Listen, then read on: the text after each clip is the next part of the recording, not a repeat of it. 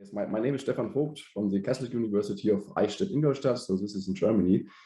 And first of all, I want to thank the organizers for running this challenge. So it was really fun to participate. And I also want to thank you for giving the opportunity to present our work here. So I will present the hybrid large neighborhood search for the weak routing problem and weak routing problem with time windows. So first of all, the structure, I'm going to show you the problem variants which we participated in, then come to our hybrid large neighborhood search, the third part, the results, and give a little outlook what we're going to do in the future, because there's still some work to do, I would say. Okay, so we participated in two tracks, weak routing problem and weak routing problem with time windows. I think I don't need to talk about the weak routing because we had some presentations before and are all familiar with this problem. For the weak routing problem with time windows, this problem constrains the weak routing problem even more by introducing time windows, so hard time windows on customers. So this means a customer may have a time window which is the earliest and the latest time when the service must begin. And if we arrive too early at the customer, then, well, we have to wait. And if we arrive too late at the customer, well, obviously, then the solution is infeasible. And we tried to solve both problems with our hybrid large neighborhood search. And this hybrid large neighborhood search is based on previous works from the authors shown here. So me, Markus Frank, Pirmin Fontaine, and Heinrich Kuhn. And the main paper is on the weak routing problem with availability profiles, where we first introduced the hybrid adaptive large neighborhood search. And then we extended this meta heuristic for weak routing problems with depot location decisions. So in this paper, we solved the two echelon weak routing problem, location routing problem, and the multi-depot case, and achieved some new best known solutions. But these two papers are still well under review, so I can just provide some working papers if somebody is interested. The only available paper right now is on the Amazon last mile routing research challenge, where we also participated with a hybrid adaptive large neighborhood search for a variant of the TSP. So you can already see here that this variant that this meta heuristic is quite flexible for different problem variants. So the basic idea of the hybrid large neighborhood search is to combine genetic algorithms, or at least parts of genetic algorithms, with a large neighborhood search. So we have here on the one side our population-based approach, where we have some individuals in a population of individuals which may cross over and then construct new solutions.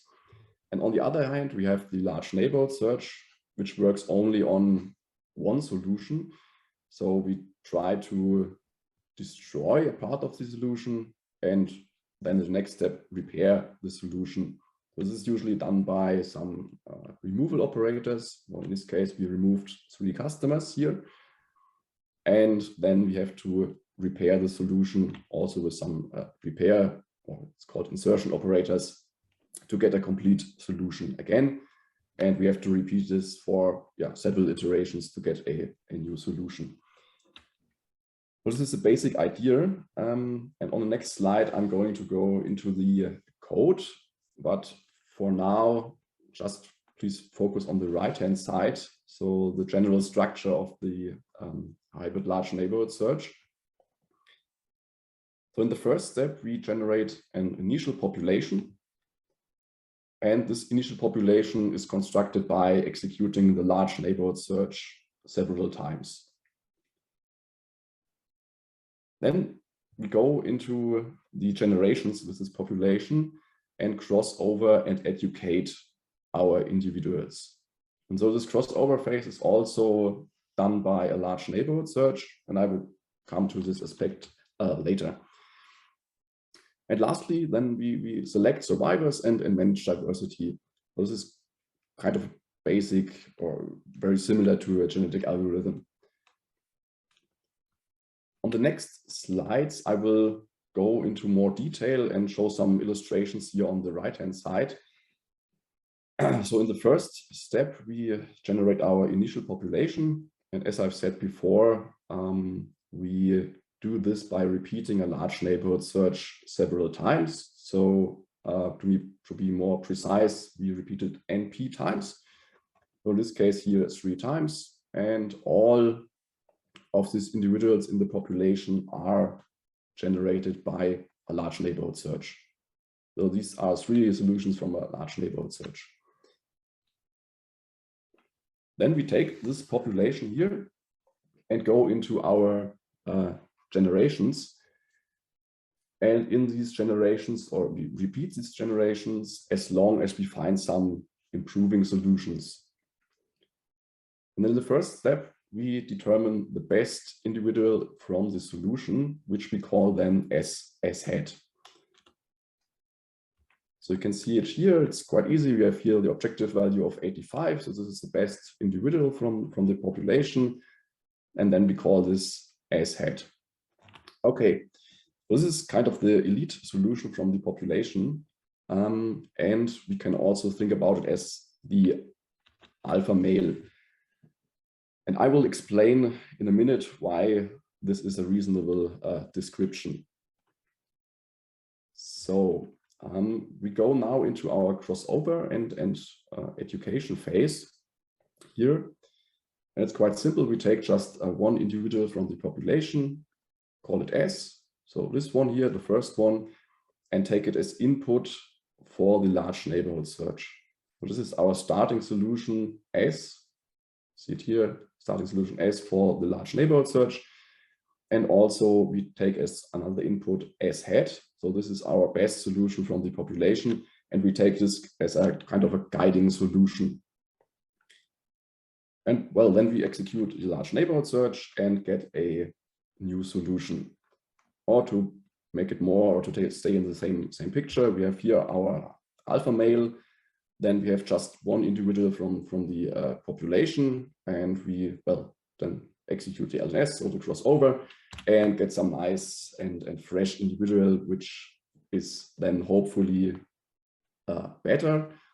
But anyhow, we will add this individual to our population, even if it's not better. Okay, and then the next step, quite easy, next iteration, we take the next individual from the population, take it as input, a starting solution, and you see the S hat, the best solution, stays the same for this generation. And then we get execute the large neighborhood search, get a new solution, and so on. Okay, so this is basically how the crossover works. I will show in some 2 slides how this actually is done. So, but for now, I think you have already seen that the large neighborhood search is kind of the core of the algorithm because we execute it several times. You can see it, for example, here. For the initial population, we have to repeat it several times. And also during crossover, we repeat it once here. You see it with our starting solution and as hat, as a guiding solution.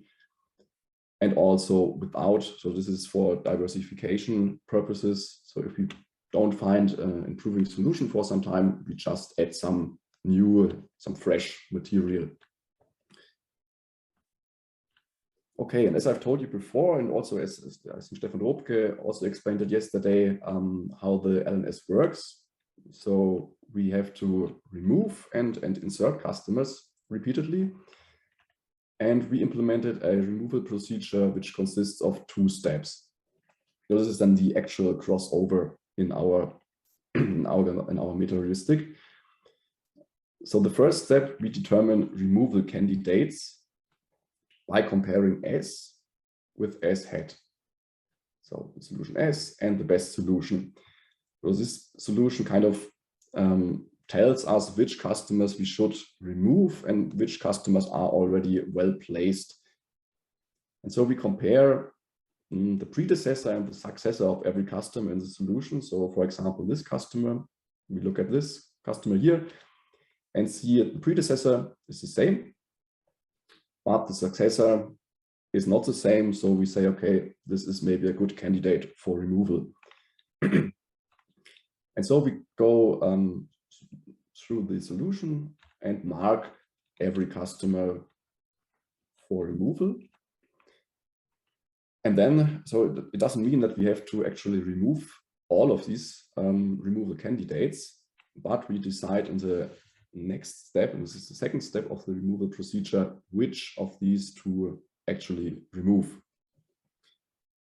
And we choose randomly one of these 5 removal operators. For example, you could choose the random removal, and this means we just take randomly maybe this customer and the third one here, and remove it from the solution. Okay, so this is nothing special, just some basic removal operators. And after we've removed these customers, we then, of course, have to insert them again. And our insertion procedure consists also of 2 steps. In the first step, we determine the insertion order, and we try to order the customers according to insertion difficulty. So customers with high average historic insertion costs are inserted earlier.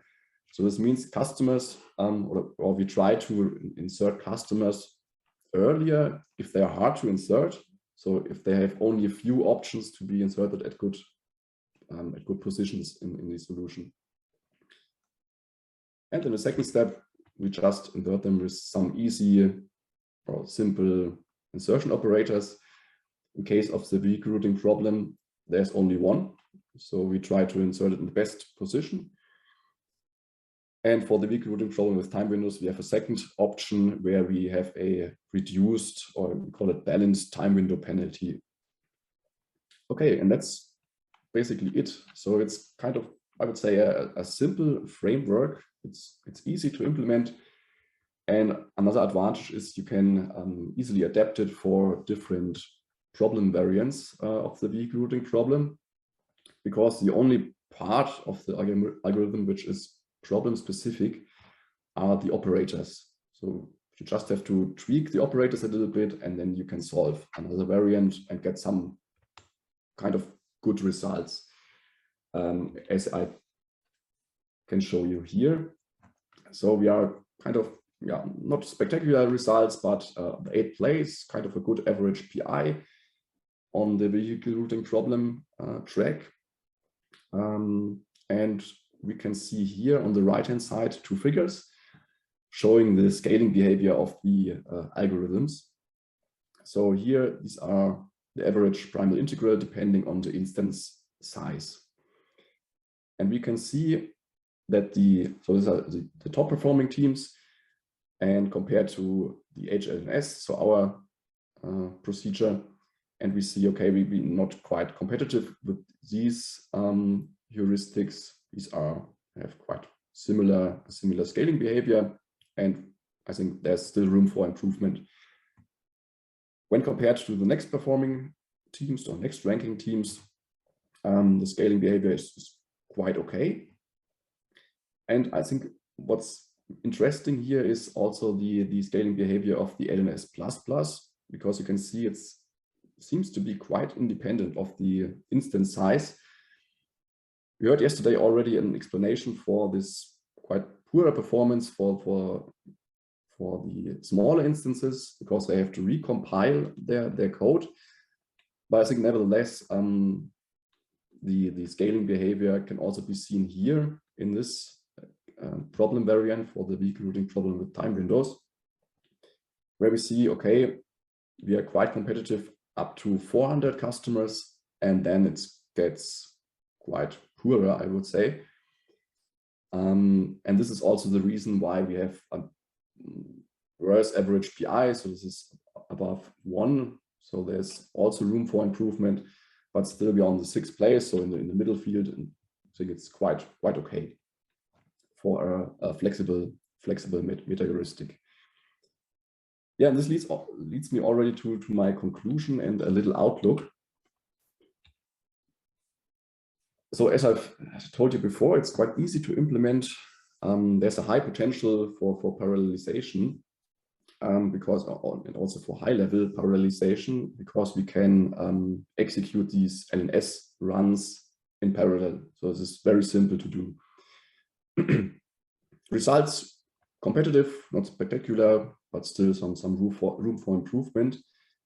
And we also saw that the hybrid large neighborhood search is better than the ALNS++ for smaller instances, but worse for the larger instances. So it would be interesting to have a hybrid of these ALNS++ and see if we can kind of maintain the advantages of both approaches. So we can solve smaller instances and also larger instances. For the large scale instances, it would also be interesting to have some strategies like neighborhood reductions. So we don't have anything like that right now. Okay, so that was it. I thank you very much